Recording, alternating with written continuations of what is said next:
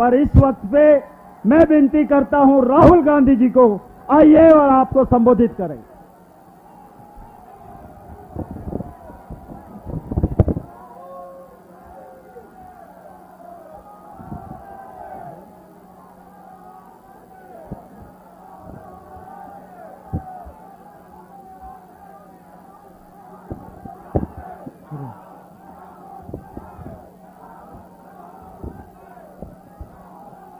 CWC members, MPs, MLAs, leaders from across the country, workers, I'd like to welcome all of you here today.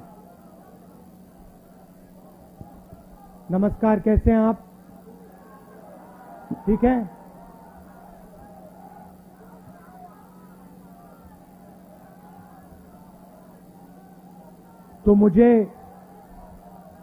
तो मुझे कुछ दिन पहले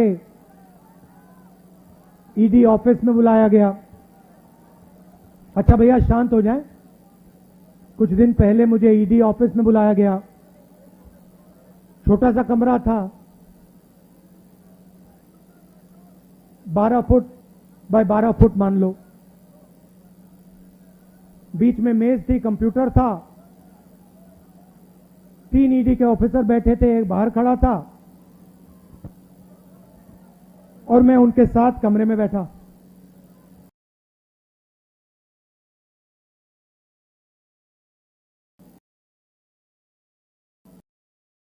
शाम हुई, मैं ज्यादा कुर्सी से नहीं हिला। वो बीच में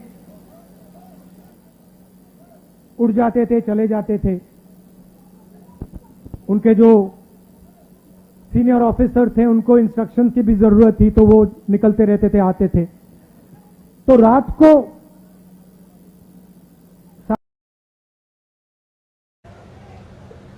राहुल जी, एक बात आप हमें बताइए, आप यहां बैठे हैं, आप कुर्सी से उठते नहीं हैं, आप सीधे बैठे रहते हैं और 11 घंटे हो रहे हैं, 11:30 घंटे हो रहे हैं, आप बिल्कुल थके ही नहीं हो। हम थक गए हैं मगर आप नहीं थके।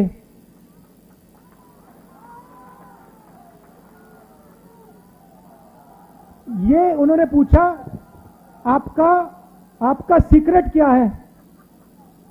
मैंने सोचा और मैंने कहा कि इनको सच्ची बात नहीं कहता हूं, दूसरी बात कह देता हूं, दूसरा कारण कह देता हूं, मगर मेन बात नहीं कहता हूं। मैंने कहा कि मैं विपासना करता हूं, उसमें बैठना पड़ता है, तो आदत लग गई है, मुझे कोई प्रॉब्लम नहीं, 6, 7, 8, 10 घंटे बैठा दो, मुझे कोई फर्क नहीं पड़ता। तो फिर उन्होंने मुझे पूछा, विपासना के बारे में पूछा, मगर सच बात तो मैंने उनको नहीं बताई। आप जानते हो सच बात क्या है? सच बात यह है कि उस कमरे में राहुल गांधी अकेला नहीं बैठा था। उस कमरे में राहुल गांधी के साथ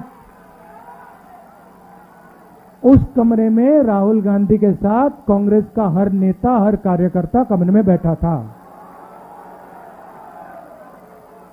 आप एक आदमी को थका सकते हो, मगर आप कांग्रेस पार्टी के करोड़ों कार्यकर्ताओं को, नेताओं को नहीं थका सकते हो।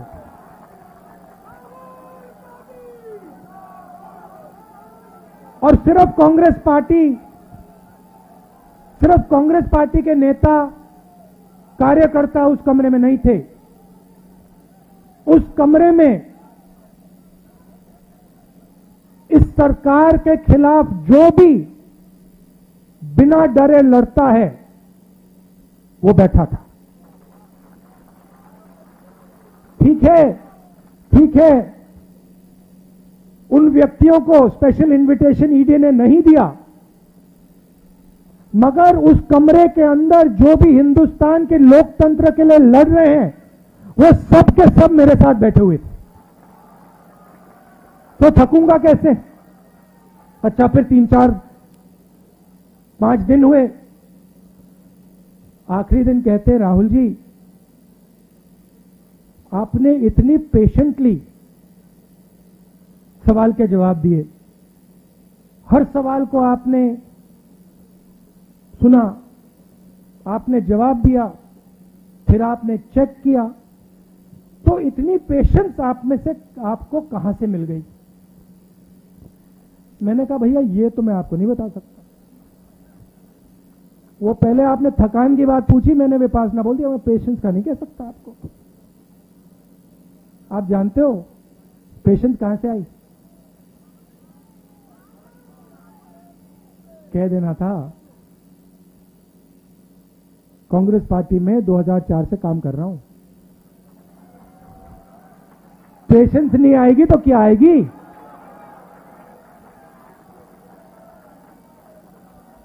इस बात को कांग्रेस पार्टी का हर नेता समझता है।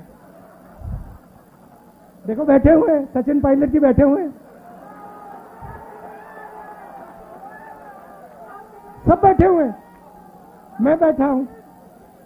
तो ये जो हमारी पार्टी है, संगठन है, सिद्धरमैया जी भी बैठे हुए हैं, रणदीप, सब बैठे हुए हैं, पेशेंटली बैठे हुए हैं, प्यार से बैठे हुए हैं।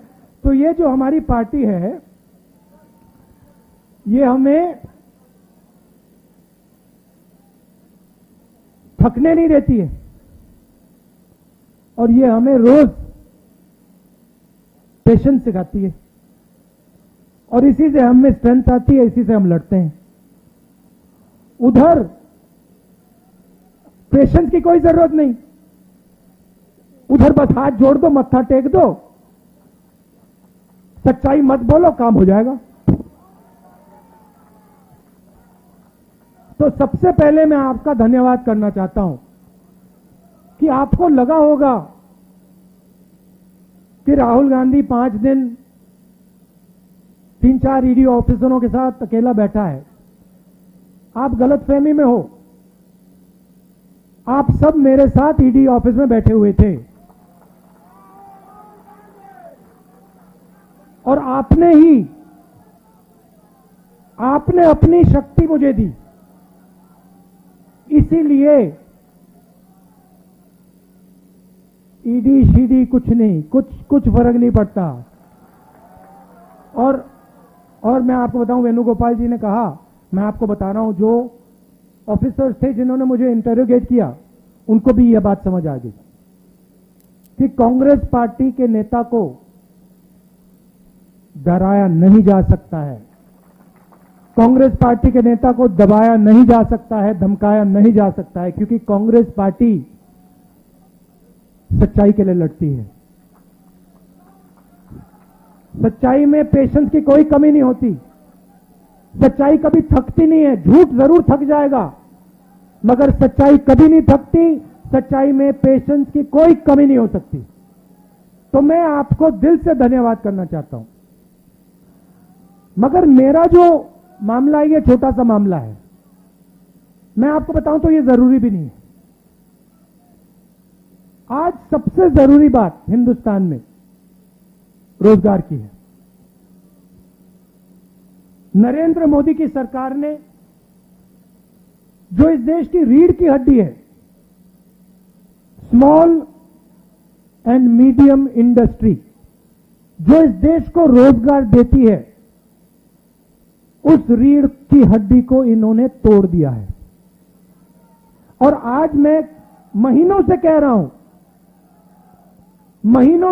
हूं, और जो हमारे युवा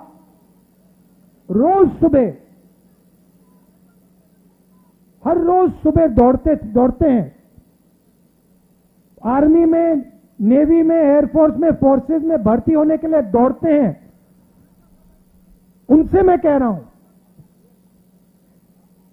कि हिंदुस्तान के प्रधानमंत्री ने इस देश की रीढ़ की हड्डी को तोड़ दिया है, और ये देश अपने युवाओं को अब रोजगार नहीं दे पाएगा। चाहे सरकार कुछ भी कर ले, ये देश अपने रोजगार नहीं पाएगा। दो तीन बड़े उद्योग नरेंद्र मोदी जी ने देश पकड़ा दिया है। ये दो तीन उद्योगपति देश को रोजगार नहीं दिलवा सकते हैं। और अब जो आखिरी रास्ता था, युवाओं के लिए जो आखिरी रास्ता था देशभक्ति का, आर्मी का, फोर्सेस का, उस रास्ते को इन लोगों ने बंद कर दिया है।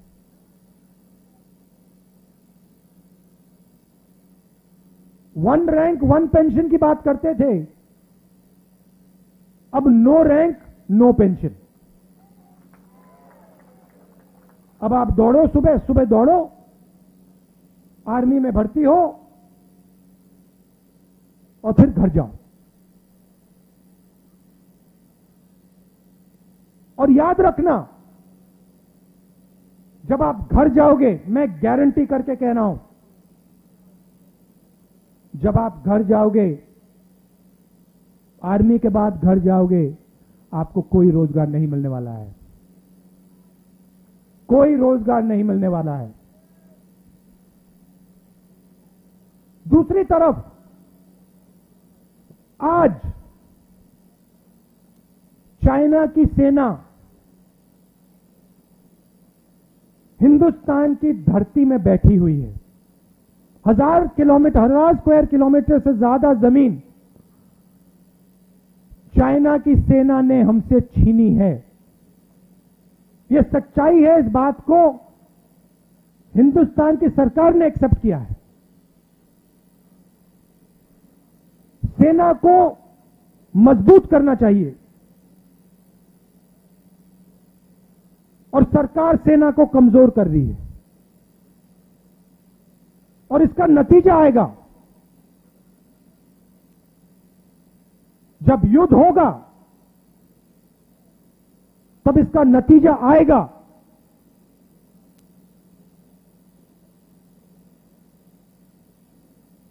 और मैं याद रखिए जो बात बोल रहा हूं, जब युद्ध आएगा, हमारी जो आर्मी है उसको कमजोर कर रहे हैं ये लोग। देश का नुकसान होगा, और ये लोग अपने आप को नेशनलिस्ट कहते हैं। तो ईडी का मामला छोटा सा मामला है, उसको छोड़िए। सबसे जरूरी मामला, सबसे जरूरी बात, ये जो हमारे युवा हैं, जो हर रोज, ये देशभक्ति का एक चिन्ह है, हर प्रदेश में ये सुबह 4 बजे दौड़ते हैं। इनके भविष्य की रक्षा करना हमारा काम है, हमारा फर्ज, ये हमें करना है। और हमने कहा है, देखिए, किसानों के बारे में मैंने कहा था, मोदी जी को ये बिल वापस लेने पड़ेंगे। कहा था ना मैंने, लिया ना वापस। अब कांग्रेस पार्टी कह रही है नरेंद्र मोदी जी को ये जो नया अग्निपथ का स्कीम है, इसको वापस लेना पड़ेगा। और हिंदुस्तान का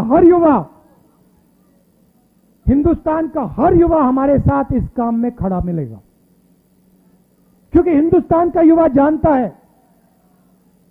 कि सच्ची देशभक्ति सेना को मजबूत करने की होती है, सेना को कमजोर करने की नहीं होती है। आपने मुझे इतनी शक्ति दी। मैंने बोला आपको कि पिछले 5 दिन आप सब मेरे साथ ईडी में बैठे थे, सबके सब, हर एक कार्यकर्ता, हर एक नेता, सबके साथ आप मेरे साथ बैठे हुए थे। आपने मेरी मदद की, आपने मुझे अपना प्यार दिया। इसके लिए मैं आपको दिल से धन्यवाद करना चाहता हूं। और एक साथ मिलकर ये जो नया धोखा किया है नरेंद्र मोदी जी ने सेना के साथ, देश के साथ, इसको हम रद्द करवाएंगे। आप सबका फिर से बहुत बहुत धन्यवाद। नमस्कार। अब मैं विनती करूंगा भाई अनिल चौधरी